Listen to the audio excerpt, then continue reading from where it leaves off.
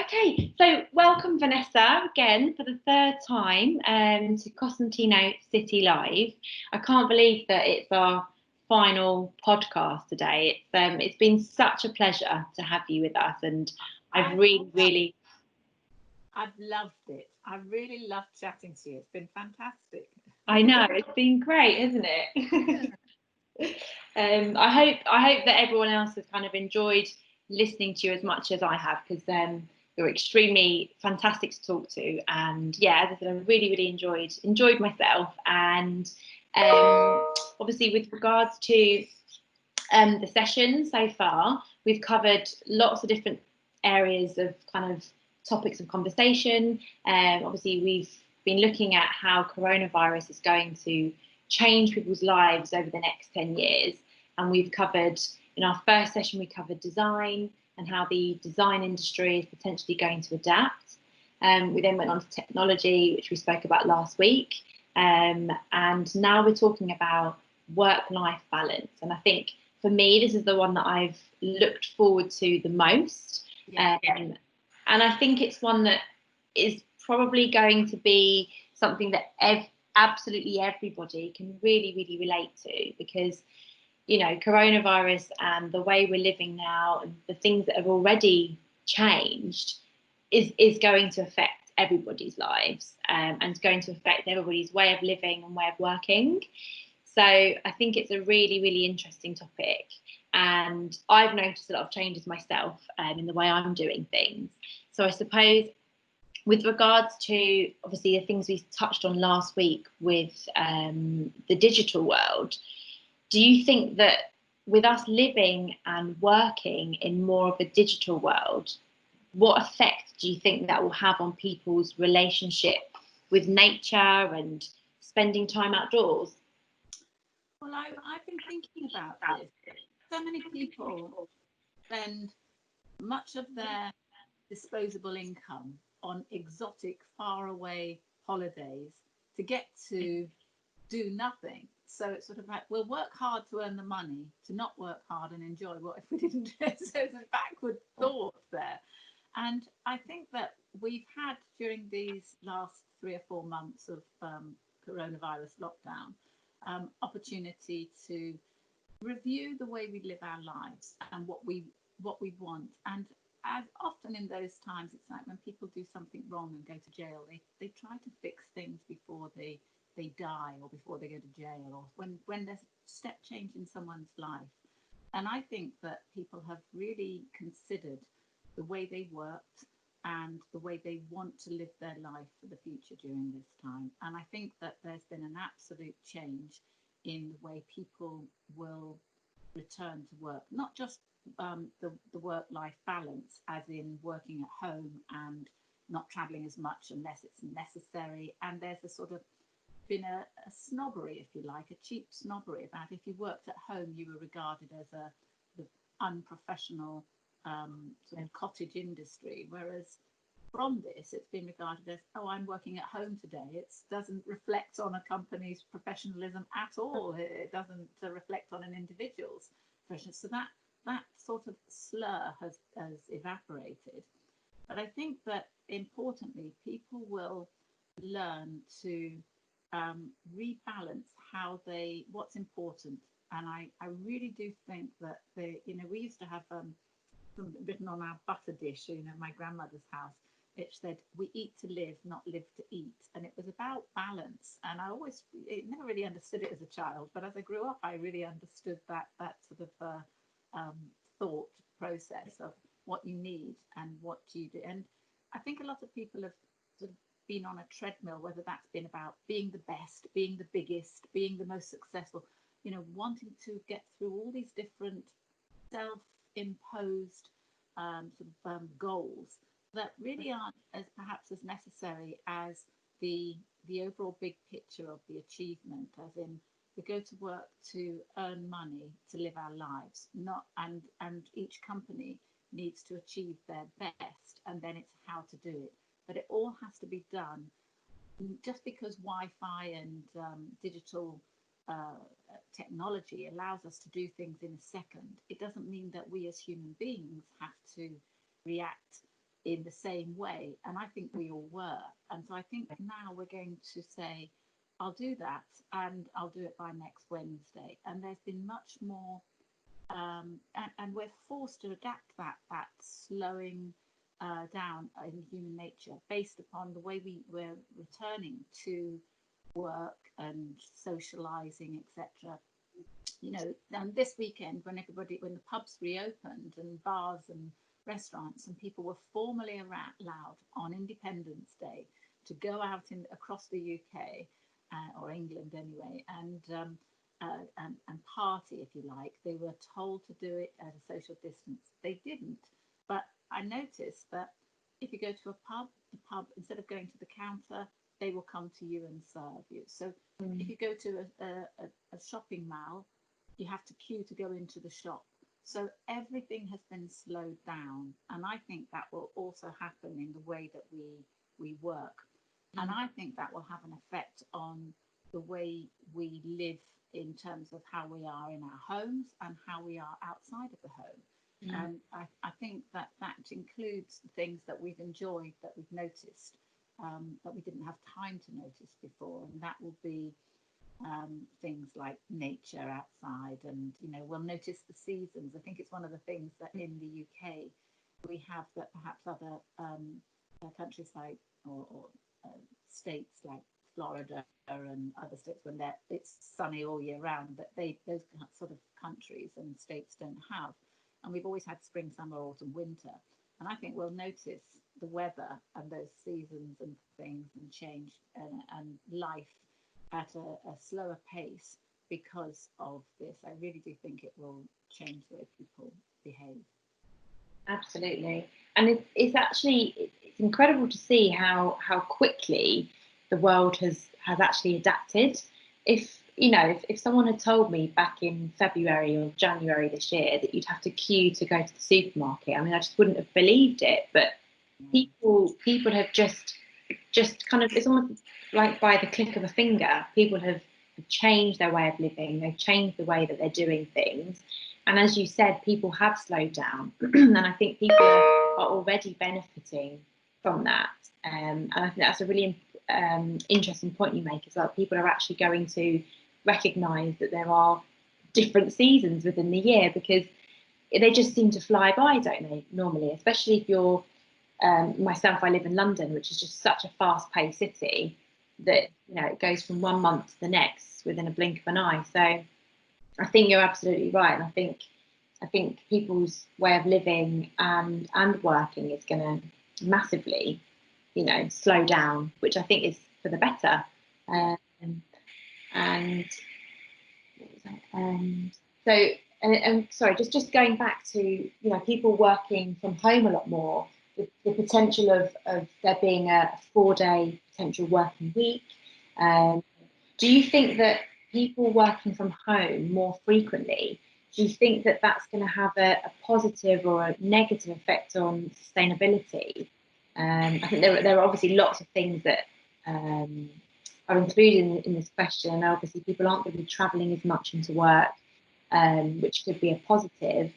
But as we touched on last week, people are potentially going to be ordering more online and doing more online shopping, doing things in that way. So how do you think that working from home and people working in I suppose, in a more digital way?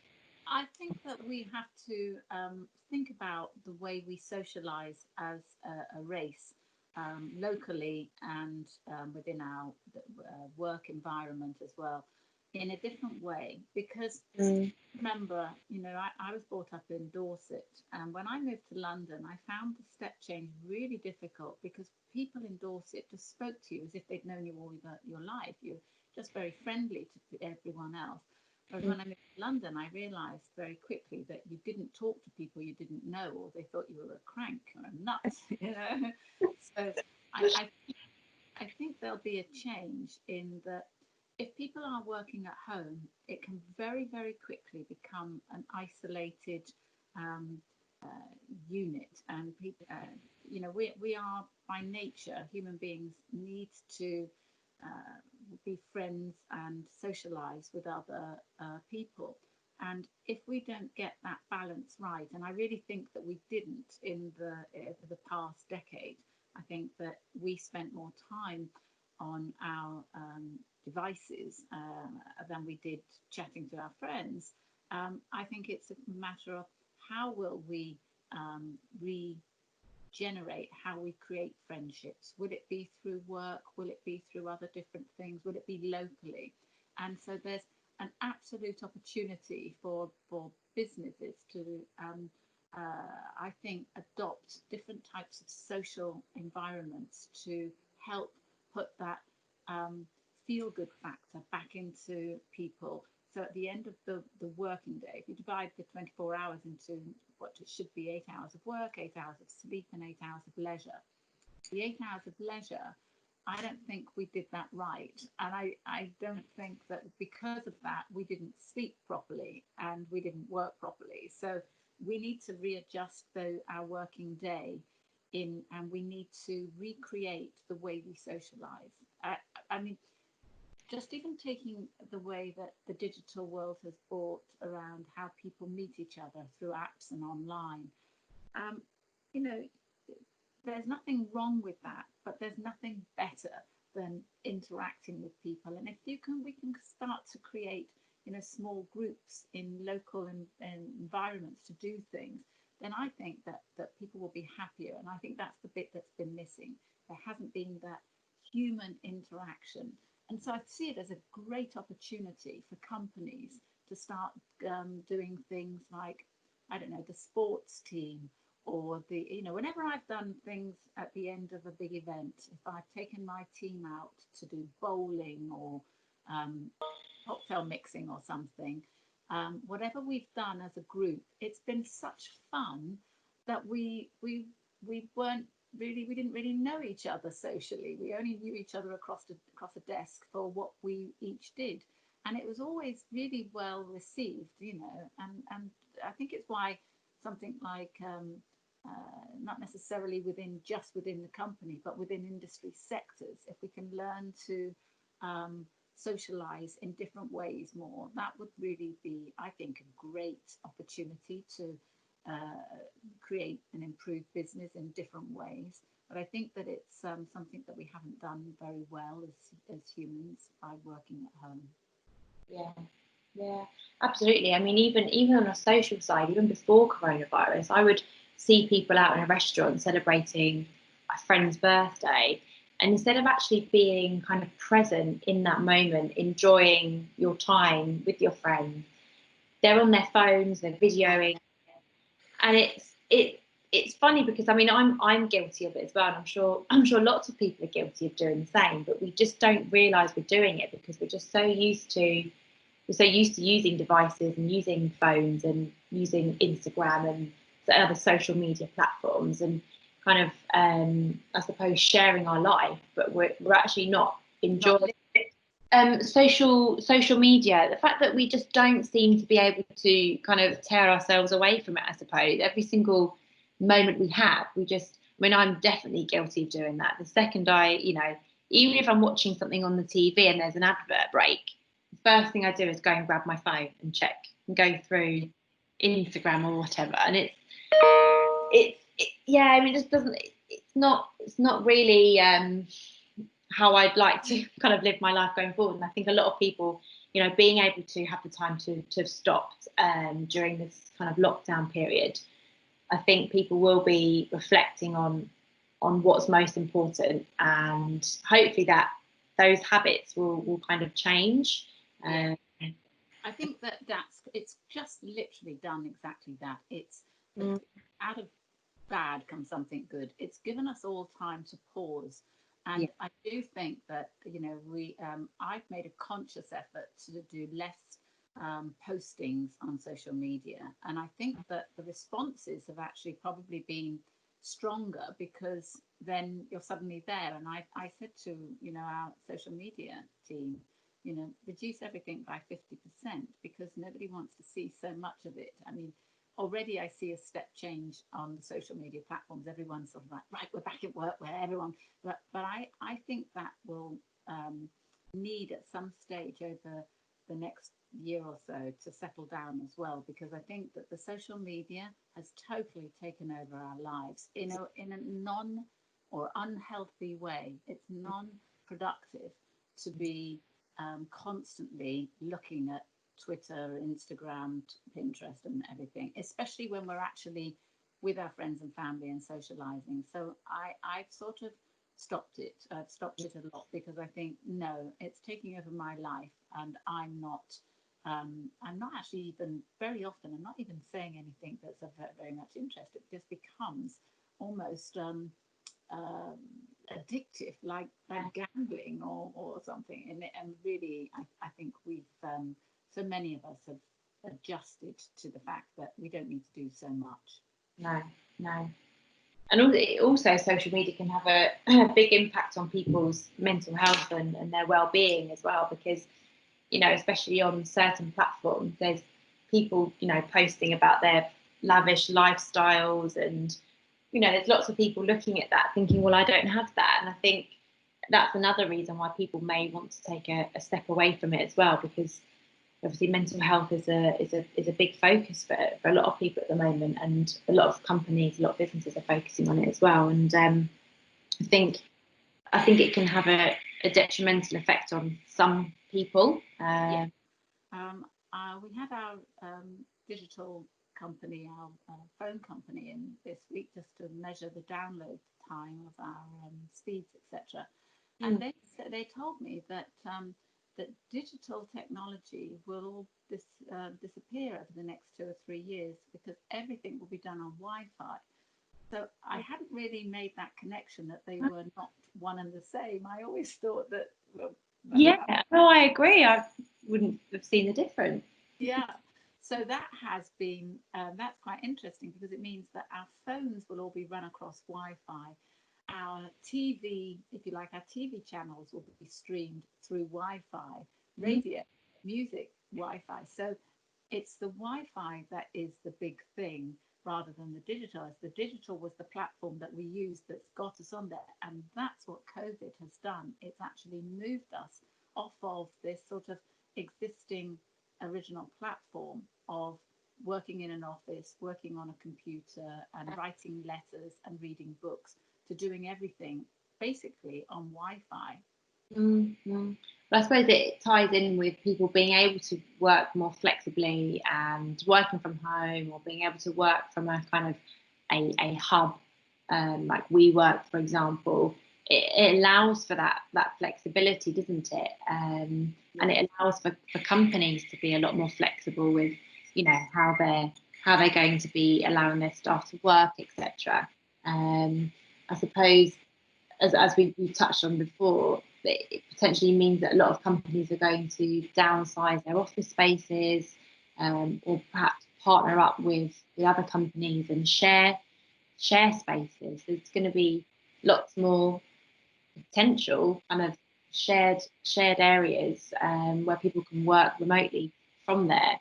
Hot, Um, hot desking. That's hot, very big in America, isn't it? yes, yeah, and I think it works. I agree. I think it's obviously for me. I think you can be. They say that when you're working, you must. I think you work for about 45 minutes, and you should really take a break, because then you're much more productive in what you're doing. And I think working flexibly like that allows you to do that. Allows you to set up camp in a new space, and be potentially more creative, or be more effective with what you're doing, and then you move somewhere else the next day. It just makes your work life a little bit more interesting, I think. And um also posture, which I find very interesting as a designer. I find that the posture is very different when you work at home. You sit in a very correctly ergonomic sculpted chair, office chair, when you work at an office yeah, at work, and you sit in different types of chairs in a restaurant or etc. But I've noticed that that has changed so much in social environments to the way we would sit at home.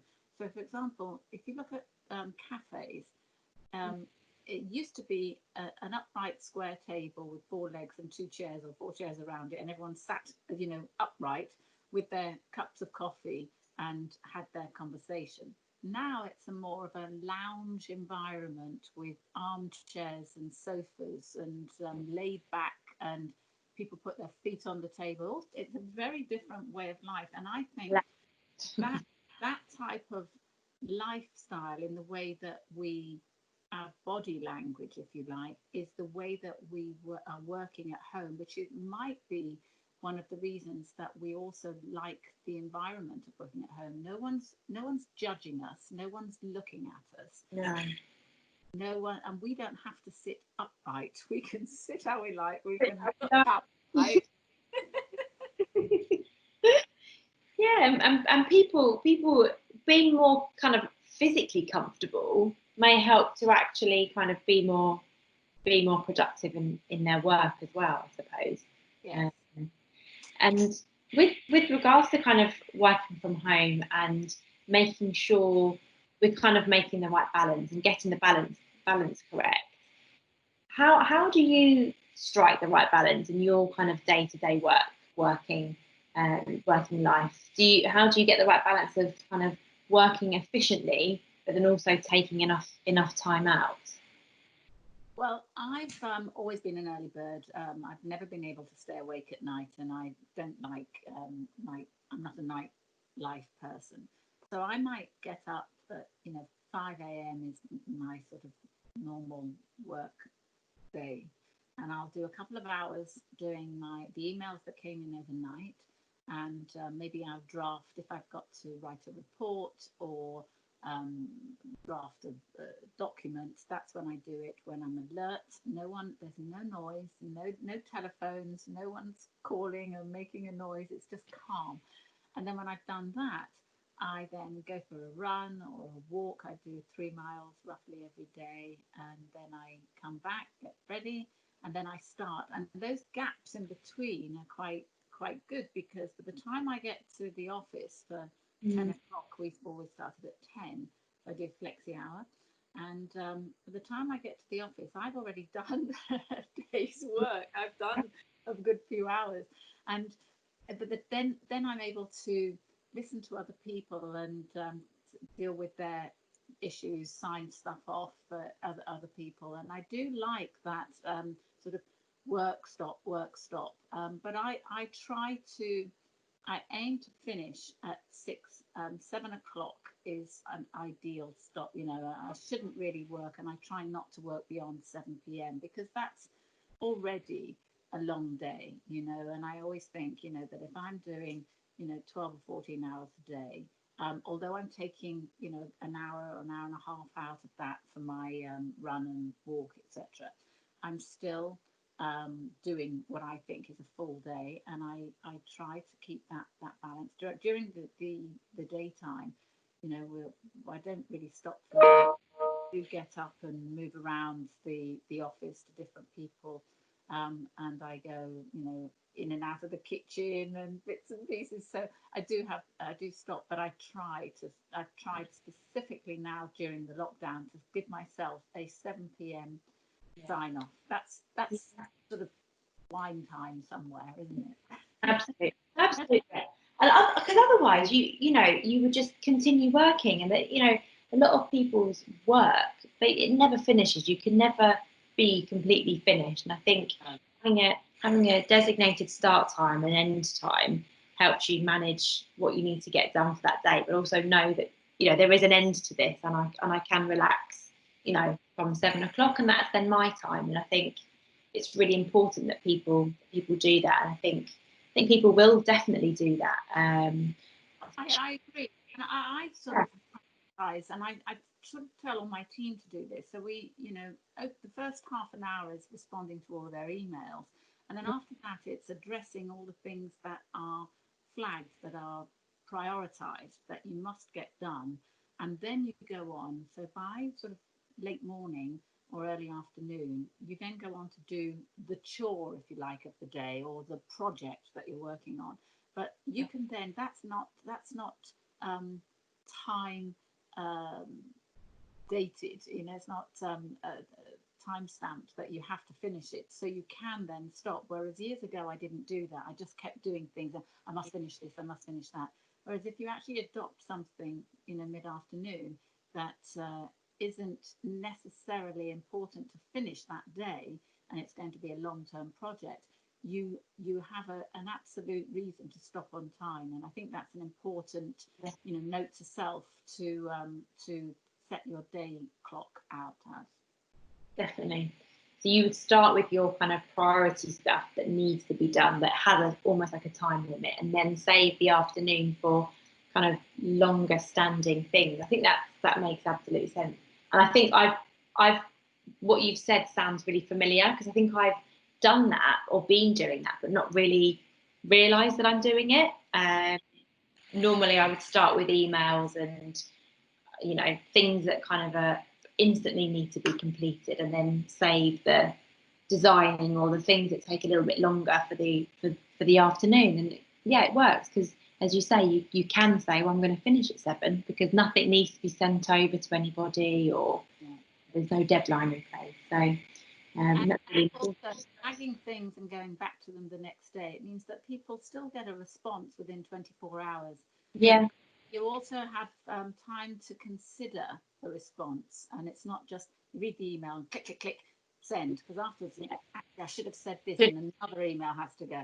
So that sort of time thing, and often by the next day, I've decided that that's not what I want to say, or I respond in a different way, but it's more measured.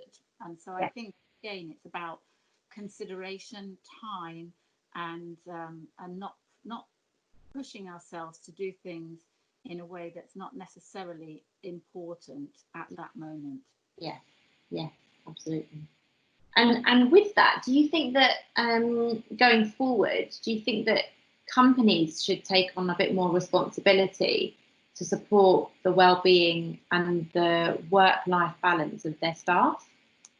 I think, in fairness, that most companies probably weren't even aware that there was an issue, and I really don't think that even the workforce were aware that there was an issue. But I think that now there absolutely is a step change, that people realise that A, they didn't enjoy the way they were working, B, the companies would realise that perhaps the productivity didn't drop so much during this work, downtime either, in terms of their output, and maybe that they'll sit round the table and review how will we manage the well-being of our staff and our workforce, so that they enjoy working with us, and we still produce the quality and quantity that we need for the staff we pay to create the income to generate, like that. So it's sort of a management from the top down, and there will be a lot of CEOs in PLCs that should have some think tanks working around how to improve the quality of the well-being of their staff. And I read a report from the CEO of Twitter that and Sky, as I think I've said, that all of these big companies are saying, well, our staff have said that they're happy to take a pay cut and live in a more leafy suburb. And therefore, we don't, as a firm, need to pay them the higher city rate to live, because it's more expensive to live in a city. And therefore, if we reduce our salary bill, and people enjoy their life better and live in a better environment and bring up their families with gardens and everything, then the whole way of human race and the way we live and the way we work will alter and be improved, and for the better, for individuals, for families, and for companies. But I think it's got to come from the top down in companies. Again, it's getting that balance correct, isn't it? And I think companies will probably work closer with staff to actually find out what will help them be more effective. And I think a lot of companies may be thinking now about moving their offices or reducing their office spaces, etc. And for some people, the new location potentially may not be may not work for them. So it's about finding what works for their staff and understanding that there is going to be a change, and I suppose just making it work for both parties. And I think people have proved that they can work from home, or they can work flexibly. So I think about trust in that absolutely, sense. yeah, exactly. And I feel that if you've got somebody working for you that you don't trust and you can't see their productivity, then they shouldn't be working for you anyway, you know. And so that's the first thing, and that puts the onus onto the employee, because they have to demonstrate that they're trustworthy, and so it means that they're trying and working in a different way. And I feel that, you know, I have a great team, and I've always found that people make companies. Ideas are 10 a penny. You could never generate into a business every idea that could be a success. What makes an idea work when it's converted into a business are the people that manage it and the people that operate it. And that's what gets you there faster. And so I do think that companies are probably, and the management of it are probably the missing link in this step change as to how they're going to adapt all this information and all this change in the way the world is going to operate. An example would be the American methods of recruiting the head of, or who's going to be the next president. Years ago, when it was Bill Clinton, it was down to donations from companies, and he got huge donations, and that was notoriously how people got elected. The companies you knew and the ones that you had the most friendships with gave the most money, and so the ones with the most money were able to put on the biggest events, which drew the best crowds, which got the best marketing, which got them into government. And then Obama came in with his, pennies and dimes system, which he used through the internet by saying, and he applied to a different level of the environment. He had the cleaners and the low price point workers. So it's what we would call key workers now, I suppose.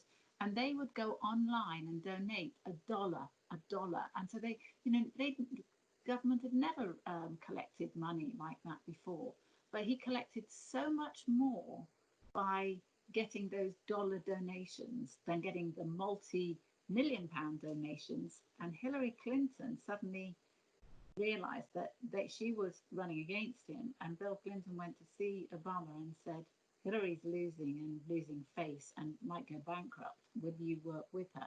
And they did a deal, and Obama adopted her into his crew, and that's the rest is history, as they say. But that was a real example of how adapting through technology has changed. And I mean, now we do have a completely different type of president using social media in a very different way. Very different indeed. And what it's shown is that too much of a good thing is not a good thing. Yeah, absolutely. No, it's going to be incredibly interesting, and I think companies are going to change. I think these changes are going to be, they're going to take time. Obviously, a lot of companies have probably got quite a few number of staff still working on furlough, so of course it's getting the right balance in terms of being able to manage the workload of certain individuals within the companies, and streamlining that and making sure that as they grow and as we kind of move forward into this kind of new normal, a new way of living, that it's done correctly. And as I said, it's done correctly for both sides. And as you said, trust is going to be a massive factor in that.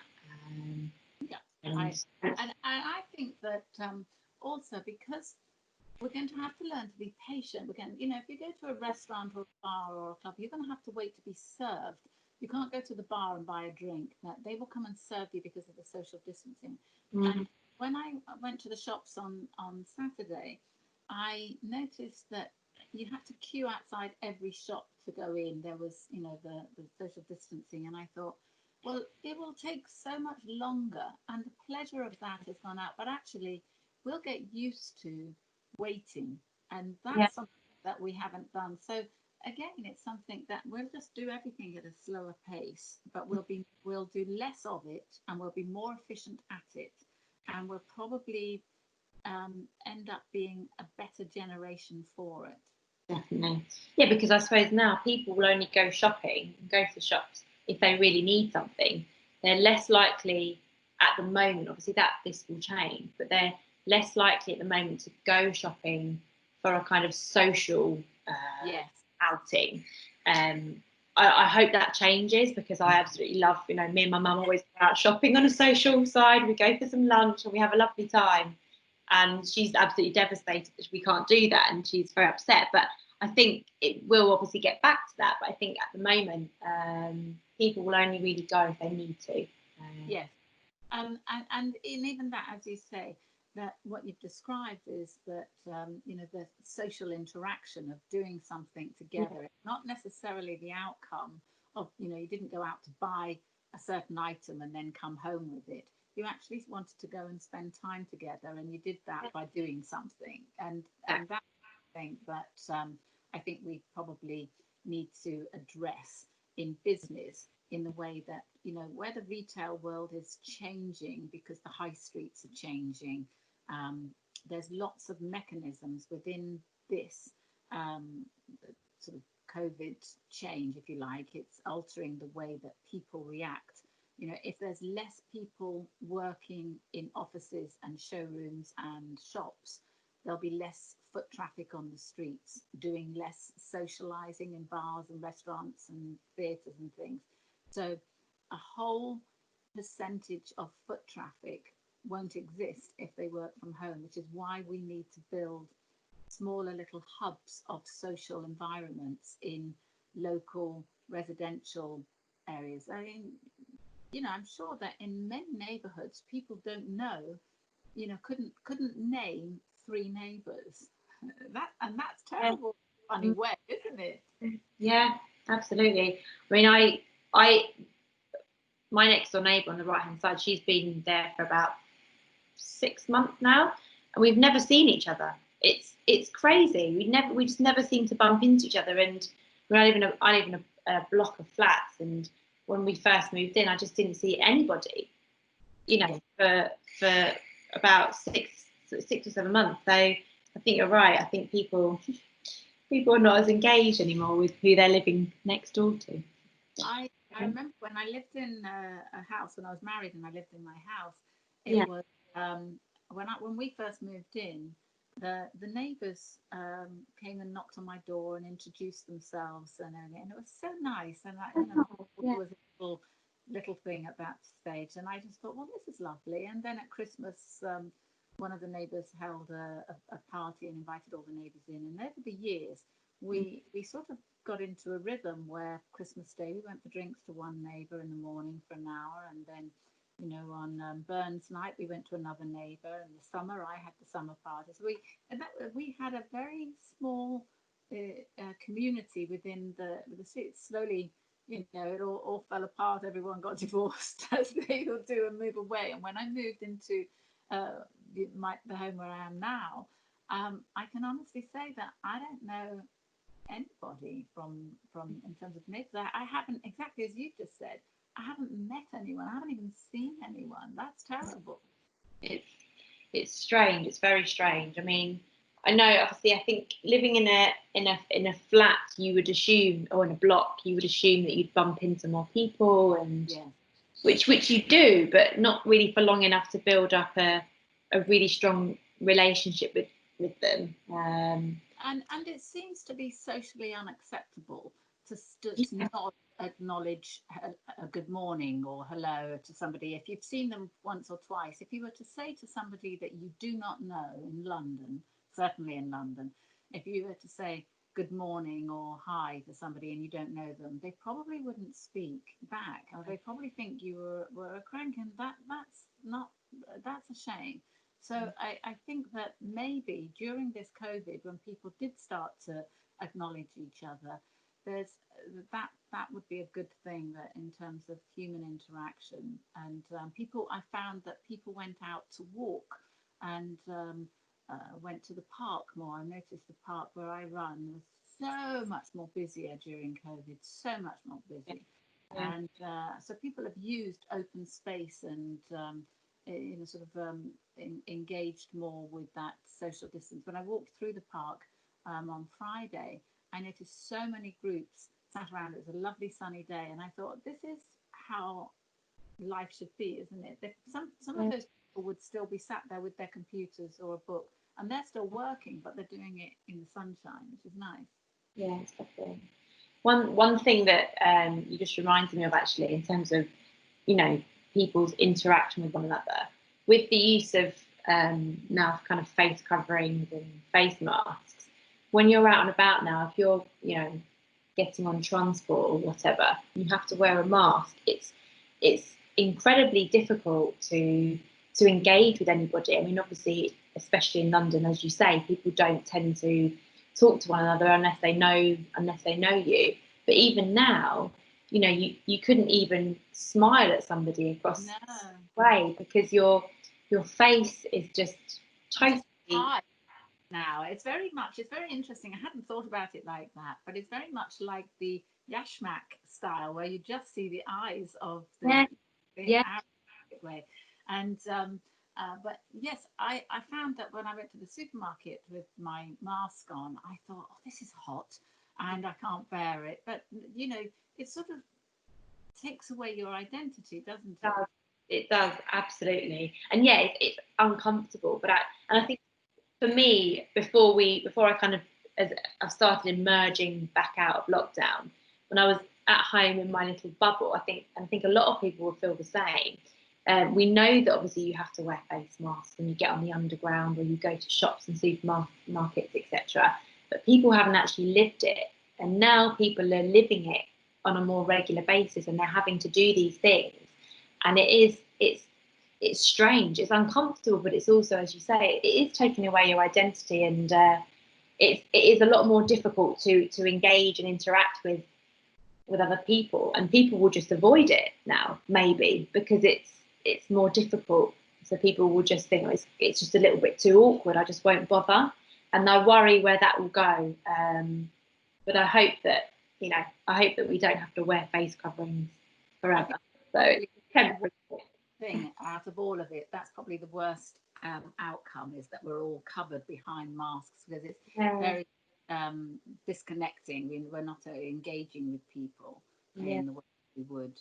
And again, it's how long will this virus be a threat, and what will we learn and take positively out of it? And maybe that isolation that the masks create is something to reflect on as well, and that we, when we could have interacted with other people, we didn't, and now that we can't, mm, maybe we want to do it more. yeah, absolutely.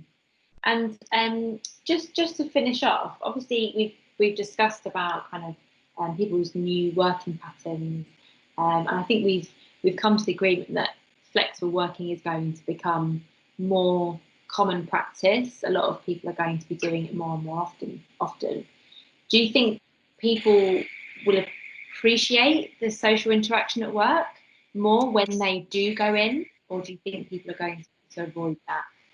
I think, well, we've discussed this in my team, in our weekly or fortnightly Zoom meeting when we're all on it. And we said that everything takes longer when you're away, but we actually all enjoy working from home better Mm, than being together. But I've said that I think once a month it would be good, just in terms of morale and human interaction, to have, even if it's just half a day where everyone comes into the office. We'll have 3 people or so in the office just for printing and scanning and that, so that there'll be somebody every day. But in general, I said you can choose, and one day a month I want everyone to be in, and at least that way we'll do a breakfast or a lunch, and we'll sit together and chat. And it's just right then where people are saying, oh, I like your nails, or I like your, yeah. you've had beard cut. It's just that chat that you don't do on a business call, you know. No, exactly.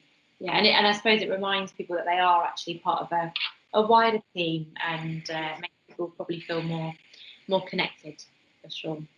Yeah. Okay, well that brings me to the end of today's podcast. We've covered all the points that I wanted to kind of touch base on. So thank you again so much, Vanessa. I mean, as I've said before, we could talk for hours and hours and hours about all these different things, and it will be interesting to see how these kind of things come into fruition, and what will happen in society. I mean, it's going to be a long-standing thing, isn't it, over the next few years. But I really, really appreciate you joining us, and it's been a pleasure to speak with you. And for me, I've loved it. Thank you so much for inviting me, Olivia. Pleasure, absolute pleasure. And I hope we do something soon again in the showroom. Hope to welcome you back in. We're reopening now, but we're not doing any events as of yet, so or any physical events. All of our events are now virtual. But I hope that next year we'll be able to invite you in for a nice glass of Tattinger and a I don't know. I'll be there. Yeah. Fingers it won't be too long. But thank you again, Vanessa. Thank you very much.